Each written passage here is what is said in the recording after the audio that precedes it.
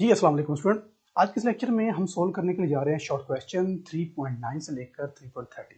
चलिए स्टूडेंट बात करते हैं। पहला हमारे पास क्वेश्चन है 3.9।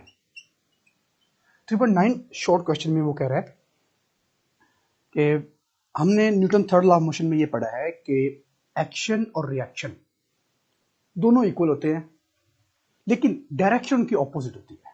ऐसी है। वो कह रहा है कि एक्शन एंड रिएक्शन दोनों इक्वल होते हैं लेकिन ऑपोजिट होते हैं। ऐसे ही हमने पढ़ा है ना Newton third law of motion में। और वो कहता है कि ऐसा होता है अगर इक्वल भी होते हैं लेकिन ऑपोजिट भी होते हैं। एग्जाम्पल वो ले रहे हैं कि एक मेरे पास टग एंड वार का कंपटीशन हो रहा है।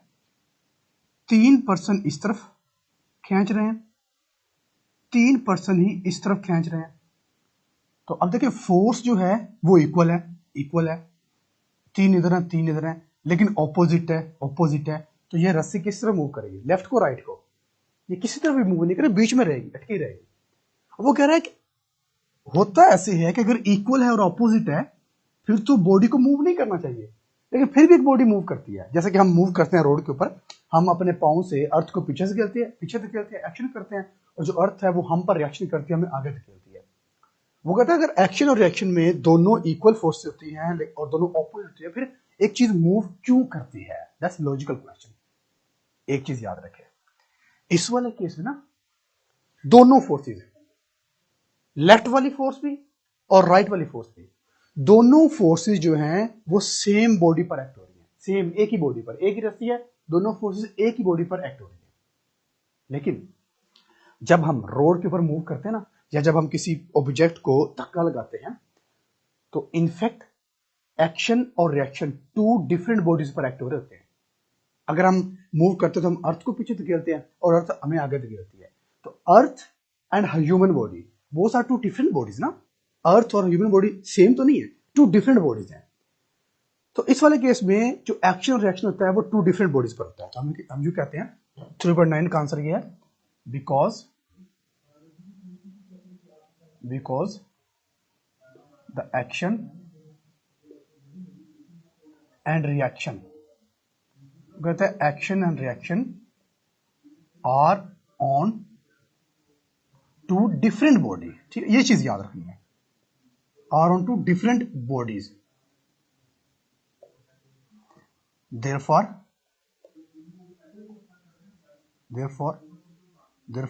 बॉडी मूव, इस चीज की वजह से एक बॉडी मूव करती है। ठीक है, दोनों एक्शन और रिएक्शन होते हैं, वो दोनों दो डिफरेंट बॉडीज पर एक्ट हो रहे होते हैं। एक्शन और रिएक्शन दो डिफरेंट होते हैं, दैट्स व्हाई बॉडी मूव करती है। अगर वो टग एंड वार की एग्जांपल है ना, उसमें दोनों फोर्सेज जो है वो सेम बॉडी पर एक्ट होती हैं, इसीलिए वो किसी भी डायरेक्शन मूव नहीं करते। ठीक हो गया। नेक्स्ट ये 3.10, वो कह रहा है कि वही अगेन ये क्वेश्चन रिपीट कर रहा है। वो कह रहा है कि अगर एक्शन और रिएक्शन दोनों वही बात है, इक्वल है, ऑपोजिट है, तो फिर जब हॉर्स कार्ट को पुल करता है, हॉर्स पुल कार्ट, जब हॉर्स कार्ट को पुल करता है तो पुल को मूव करवाता है। कैसे? क्योंकि एक्शन और रिएक्शन तो इक्वल होते हैं, ऑपोजिट होते हैं, फिर ये कार्ट कैसे मूव करता है? बिल्कुल उसी तरह जैसे ये मैंने आंसर लिखा, बिल्कुल यही है। इसमें देखें, एक हॉर्स है, एक कॉट है और एक अर्थ है। ये इसमें कितनी बॉडीज हैं? इसमें 3 बॉडीज हैं, 1 है, 2 है, 3, इसमें 3 बॉडीज है। अब जो एक्शन और रिएक्शन है वो डिफरेंट बॉडीज पर एक्ट हो रहा है। अब क्या होगा, जो एक्शन होगा, एक्शन वाले केस में हॉर्स एक्शन करेगा कॉट पर और अर्थ पर। यह बात समझ आ रही है? हॉर्स एक्शन करेगा कॉट पर और अर्थ पर। रिएक्शन में क्या होगा? रिएक्शन में जो अर्थ होगी वो रिएक्शन करेगी कॉट पर और हॉर्स पर। बात समझ आई? 3 है ना। घोड़े ने खींचा, किसको खींच रहा है?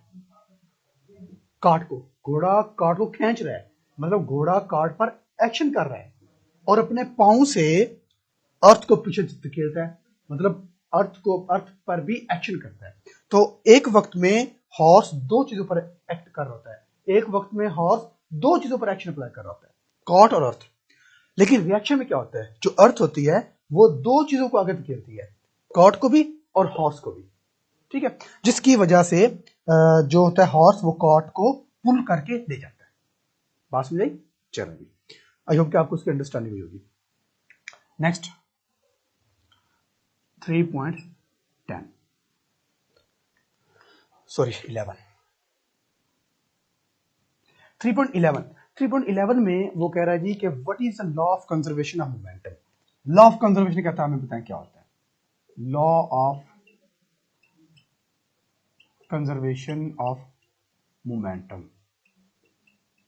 लॉ ऑफ कंजर्वेशन मोमेंटम क्या होता है जी? लॉ ऑफ कंजर्वेशन मोमेंटम पढ़ चुके हैं कि आइसोलेटेड सिस्टम के अंदर two or more than two bodies की इंटरेक्टिंग का मोमेंटम हमेशा कांस्टेंट रहता है, ठीक है। तो इसको हम पहले डिफाइन कर लेते हैं। The momentum in isolated system of two or more than two remain same, ठीक है।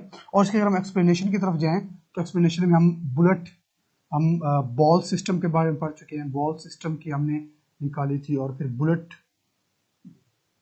बुलेट एंड गन की हमने जो है वो एक्सपेरिमेंट किया था। तो आपने इसको एक्सप्लेनेशन के लिए वहां से सारा कंप्लीट कर देना है, इसको एक्सप्लेन करना है, ठीक हो गया। इसके बाद हमारे पास जो क्वेश्चन है 3.10 में वो कह रहा है कि इसकी इंपॉर्टेंस क्या है। Importance of law of conservation of momentum, वो कह रहा है इसकी इंपॉर्टेंस क्या है। अब इसकी इंपॉर्टेंस ये है कि हम देखिए, याद रखना जो लॉ ऑफ कंजर्वेशन होता है ना, ये यूनिवर्स के अंदर जितनी भी बॉडी है सब पर अप्लाई होता है। चाहे वो अप्लाई होता है, ये अप्लाई ऑन ऑल बॉडीज, ये तमाम बॉडीज के ऊपर अप्लाई होता है, चाहे वो लार्ज हैं चाहे वो स्मॉल है, वो जिस टाइप की बॉडी है सब के ऊपर law of conservation of momentum apply होता है। अब इस law of conservation of momentum की वजह से हमने जो एक्सपेरिमेंट किया था वो बुलेट एंड गन, जिसमें हमने इसका मैस मालूम करना था या वेलोसिटी मालूम करना था, जो कि हमने यूं पढ़ा था v is equal to small m divide by capital M into small v, और ये माइनस, ठीक है। हम वेलोसिटी मालूम कर सकते हैं बुलेट की, हम मैस मालूम कर सकते हैं गन का, हम मैस मालूम कर सकते हैं बुलेट का, तो हम डिफरेंट जो है ना वो क्वांटिटी मालूम कर सकते हैं with the help of law of conservation of momentum, ठीक हो गया। चलें जी, और ये हमारे पास की इंपॉर्टेंस है। नेक्स्ट हमारे पास है जी 3.13। अब 3.13 में वो कह रहा है कि जब हम गन से फायर करते हैं, तो गन जो है वो रिकॉइल का मतलब गन पीछे झटका लेती है। वो कहते हैं वो रिकॉइल क्यों होता है, रिकॉइल, गन बैकवर्ड क्यों मूव करती है, झटका क्यों लेती है, बताएं जी वो ऐसा क्यों होता है। when gun is fired it recoil, why, वो कहता है ऐसा क्यों होता है, जब गन से फायर किया जाता है तो वो रिकॉइल होती है, क्यों। देखिए चले इसको हम लिख लेते हैं।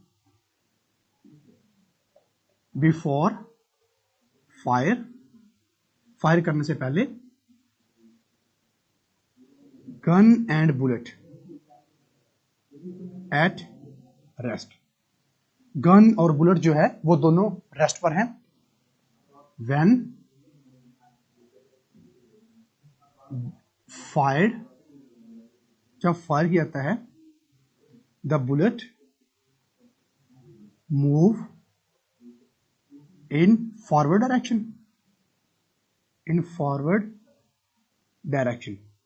ठीक है। जब गन से फायर किया था, जो बुलेट होती है वो फॉरवर्ड डायरेक्शन में मूव करती है, ऐसे ही है। लॉ ऑफ कंजर्वेशन मोमेंटम क्या कहता है कि बिफोर इंटरेक्टिंग, यानी कि बिफोर कोलिजन और आफ्टर कोलिजन मोमेंटम सेम होता है। जितना मोमेंटम फॉरवर्ड में है उतना मोमेंटम बैकवर्ड होना चाहिए, तभी लॉ ऑफ कंजर्वेशन मोमेंटम तभी कंजर्व होगा, मोमेंटम तभी कांस्टेंट होगा जब टकराने से पहले का मोमेंटम इक्वल हो जाएगा टकराने के बाद का मोमेंटम, या फिर जब फॉरवर्ड का मोमेंटम होगा बैकवर्ड मोमेंटम के। अब देखिए बुलेट जो है वो फॉरवर्ड डायरेक्शन में मूव करती है एंड एक्वायर मोमेंटम। जब वो फॉरवर्ड डायरेक्शन में बुलेट मूव करेगी तो मोमेंटम गेन करेगी। अब इस मोमेंटम को कंजर्व करने के लिए, to conserve this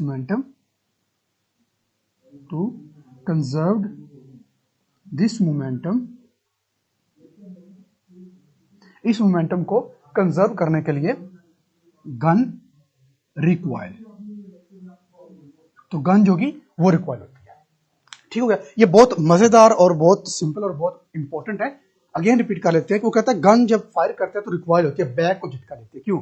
gun, I hope कि आपने फायर किया होगा, कभी सोचा है गन बैक को क्यों मूव करती है? इसके पीछे रीजन क्या है, इसके पीछे लॉजिक क्या है, इसके पीछे फिजिक्स क्या है? तो फिजिक्स मेरा बेटा ये है इसके पीछे। ठीक है। मोमेंटम को कंजर्व करने के लिए, जो कि फॉरवर्ड डायरेक्शन में बुलेट का मोमेंटम होता है, उसको कांस्टेंट करने के लिए, उसको कंजर्व करने के लिए जो गन होगी वो रिक्वाइल होगी। अच्छा, एक जनरल नॉलेज का क्वेश्चन मेरे माइंड में आया। हम ऐसा करते हैं कि चले हमारे पास गन है, उससे हम फायर करते हैं, तो जो बुलेट है वो सपोज 100 मीटर तक वो उसकी रेंज है। गन से हम फायर करते हैं, गोली निकलती है और वो 100 मीटर तक अच्छा खासा नुकसान कर सकती है, मतलब उसकी रेंज जो है गन की वो 100 मीटर है। अब हम करते हैं गन को किसी दरख्त के साथ, किसी वॉल के साथ हम बांध देते हैं। बांधने का मकसद ये है कि जब हम फायर करें तो गन रिक्वाइल ना हो, गन बैक को झटका ना हो। अगर हम ऐसा करते हैं ना, गन बैक को झटका ना ले, गन को बांध देते हैं, दरख्त के साथ बांध दिया, वॉल से बांध दिया, किसी हैवी चीज से बांध दिया और हम फायर करते हैं, तो क्या लगता है अब भी गन 100 मीटर की रेंज में देगी? 100 मीटर की देगी, ज्यादा की रेंज देगी या कम की रेंज देगी? बताएं जी। याद रखें, अब के बार गन 100 मीटर की रेंज नहीं देगी, हो सकता है वो 10 मीटर की रेंज दे, 100 से कम की रेंज देगी। रीजन क्या है?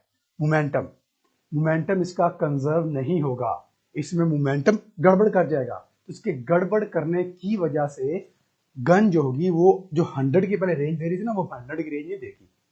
ठीक हो गया। तो ये नेचर है कि जितना दोगे उतना लोगे। ठीक है, अगर दोगे नहीं ना तो लोगे भी नहीं।